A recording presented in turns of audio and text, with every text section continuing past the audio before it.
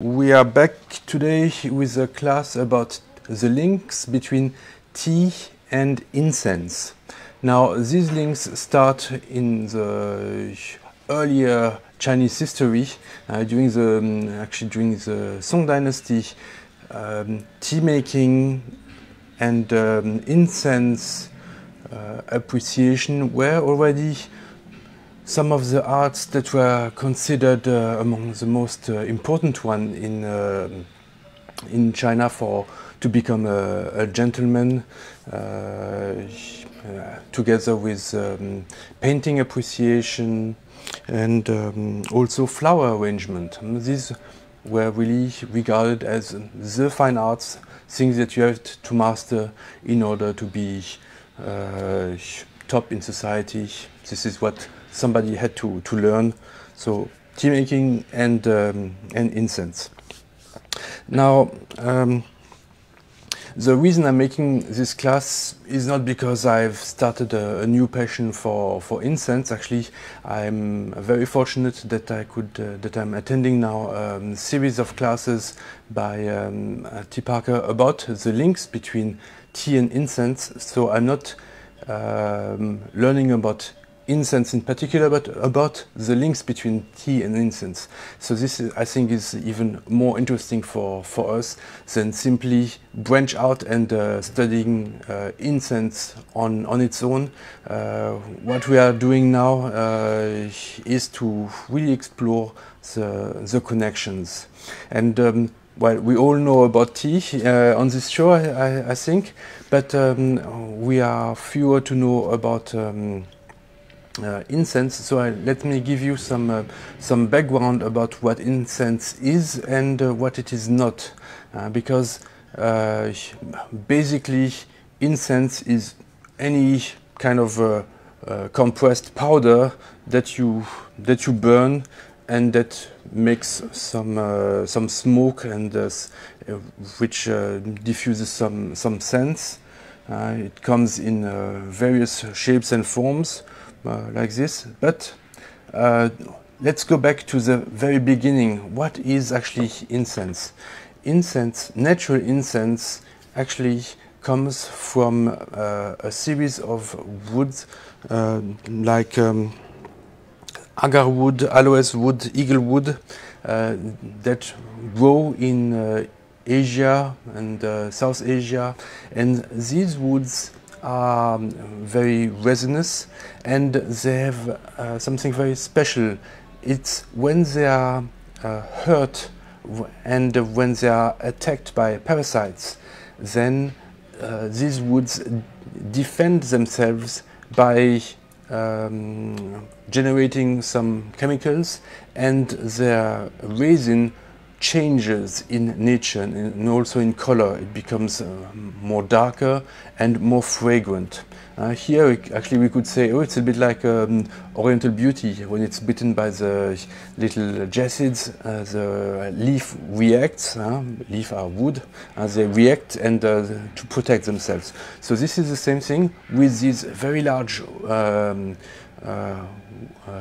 trees that will react. So this can happen when they are alive or when they are dead. Don't ask me how it happens. It can also be made artificially.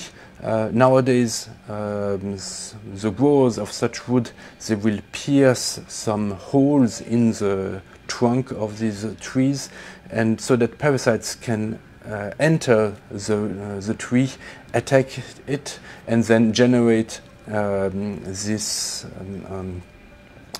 incense, this chenxiang in Chinese, and so the wood changes in nature and becomes more compact, more darker, and more fragrant. Now, this is really the basic material of real natural incense, and this is very, very rare, to the point that really a discovery of such a wood containing incense is always a major find in these remote villages, because even these people know that these woods are very, very expensive. The most expensive resin, this incense, is called Baichinan, and it will cost $50,000 for 1 gram. Maybe you did not hear me well. $50,000 for just 1 gram. This is the most expensive incense that you can nowadays buy in the world. The prices, of course, have changed a lot in this last 2 decades with the rise of disposable income in China, because nowadays the Chinese are the ones driving the market, like they would do also with fine artists and aged poor. So we know of the impact that they are making.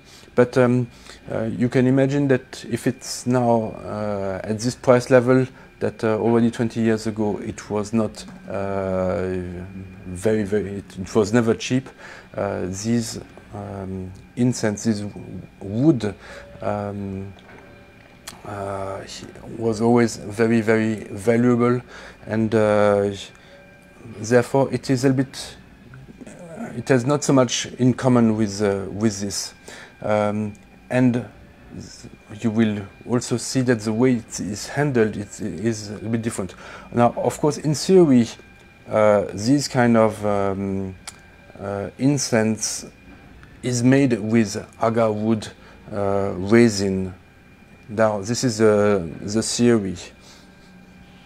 But then, so the theory also is that when you smell the wood by itself, actually it does not smell so much.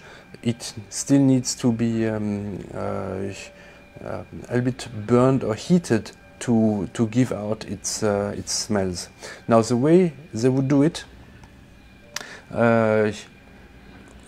you would say, okay, this is the more common way of making incense that you find also in temples, in Buddhist temples in China or Southeast Asia. Yes, sticks of incense or cones. Here this is rounds.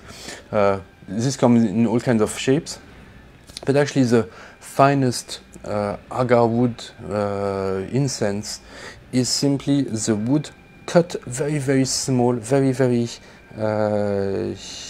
thinly, or ground to powder, and then just a little bit of this powder is simply heated. And they would do that by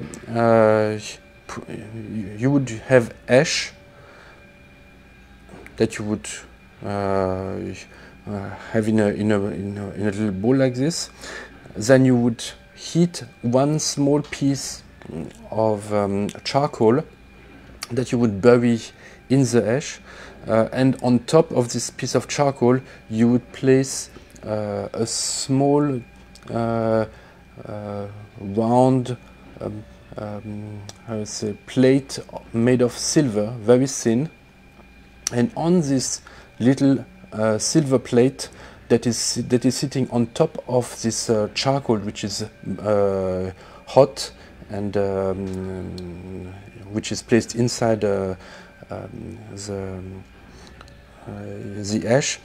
Then you would put these little pieces of agar wood incense or powder, and it's with the heat from the charcoal that the oils that are inside this wood would be slowly released in the air, and would fill the air without any smoke with some very beautiful smells.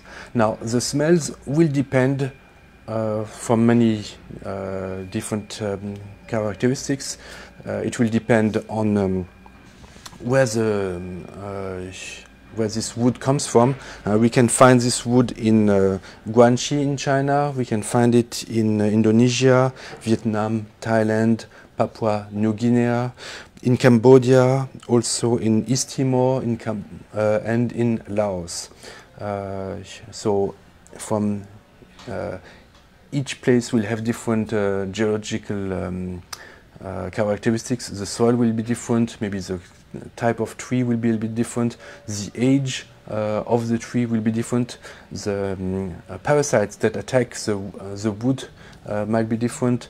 So all this makes that there's really a big range of different smells from these different agar wood resins that Zhenxiang incense that you can find.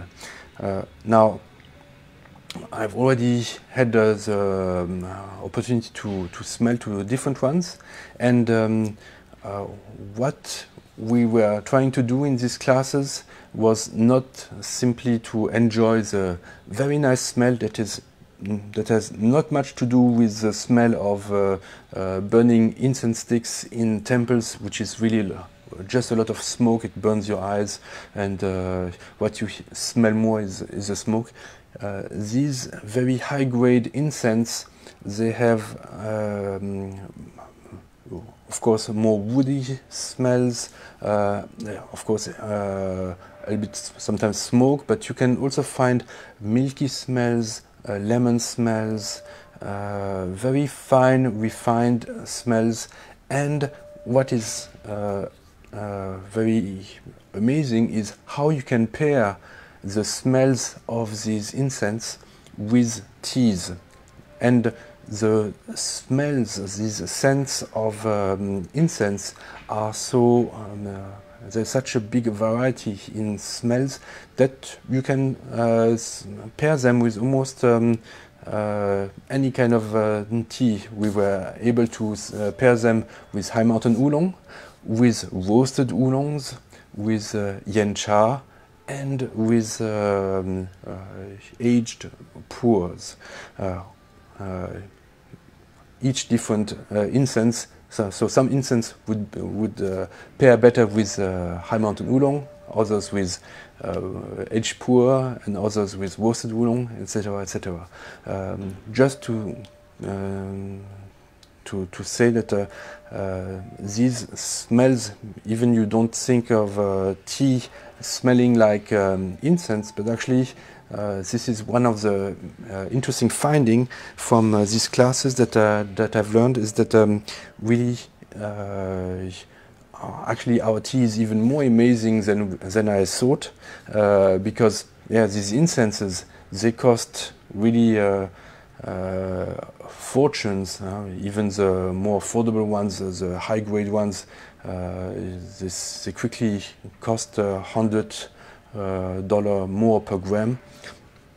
But actually, many of our high-grade teas, they do have very similar fragrances as these even higher-grade incenses. So my takeaway is, wow, actually, tea is so amazing, actually, and it's so more satisfying, because you can not just smell it, but you can also drink it. You can enjoy its taste, and then you can feel it in your body. With the incense, it is really beautiful, of course. It fills the room. It gives you a feeling of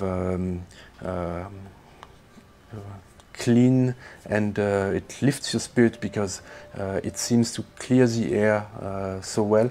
But actually with tea we get the same effect, and it costs much less, to be very practical. So let's this is really my takeaway. If you have the opportunity to try and to smell these high-grade incense, I really go for it, especially if you don't have to pay too much for it. But it's really interesting. And then try to see what teas these incense remind you and how you can link them together, because yes, it's quite amazing. There are really a lot of links, because the fragrances of teas is so fine, and if you have fine teas, they can really be linked to these fine incenses. Let's have some tea. I'm making because of this class some Hongshui Oolong from the Dongding competition. The leaves come from Shaninshi. It's from spring 2021, and the smells are really fine, and especially I find in this porcelain jar the finesse and the higher notes really come to shine even better. When now, which tea would that be? Oh, difficult to say, but we are just starting. Now this is more like a toy where you would also put your incense, but this is not. This is more for cones. You could put your cone here, and then this would diffuse it. But this is just. This is not the high-grade incense we are talking about. It's much more. We use this ashes and then charcoal to make it. So I'm not even going to use it. This I bought for fun. It has some interesting smells, but really nothing even close to what I've been smelling in class with T. Parker. So no, I'm not even going to taste it. Okay, let's preheat our teapot.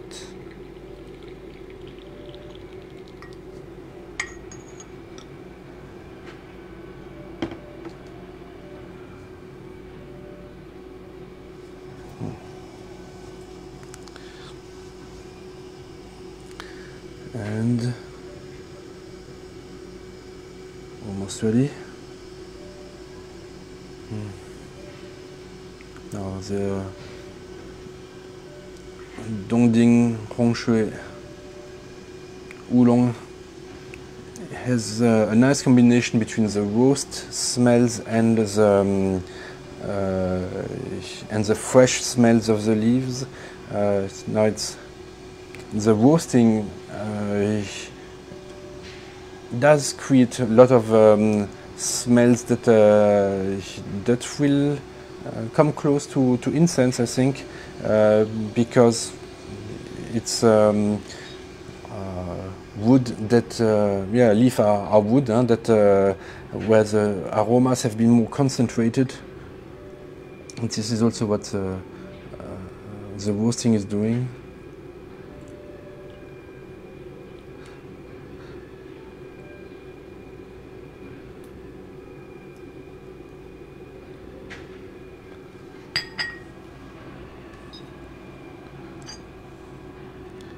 Okay, here we go.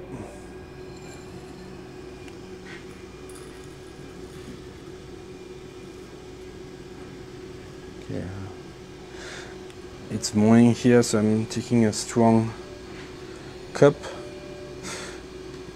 Making a strong cup here. So let's pour very carefully.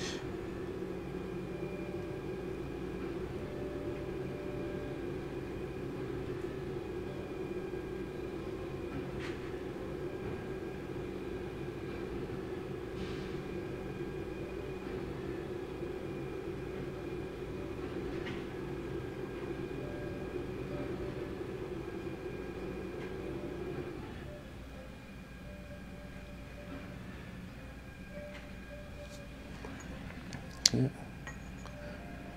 With roasted oolong, I recommend not to pour water on top of the teapot.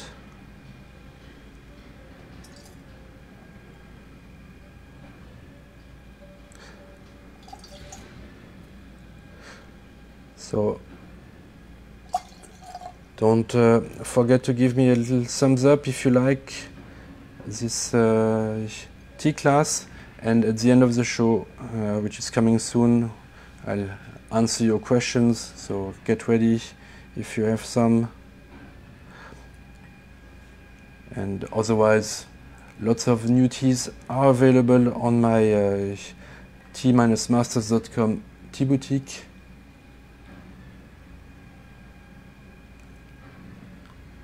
Have a look.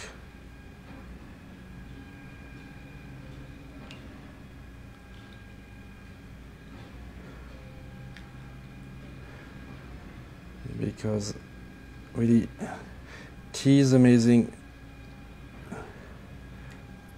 even more amazing than I thought after taking these classes about incense. These fragrances in our leaves actually are worth millions. Very nice.